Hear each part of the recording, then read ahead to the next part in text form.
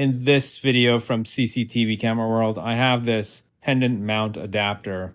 You affix this to your ceiling, rafters, etc. And this is around 30 inches long, and it has a adapter to connect one of our pendant mount adapters. So this is a JB105. This is a JB220. This 105 is not meant for use with this 220 upon customer request. I'm just making this video to show you what happens when you try to put these two together. I tried using these bolts to secure it. I had no luck. It just comes out. So if you wanted to use this, the best way for you to lock it in is use some JB weld and make sure these two, put a lot of it in there and make sure these get glued together. And then you can put your camera on here.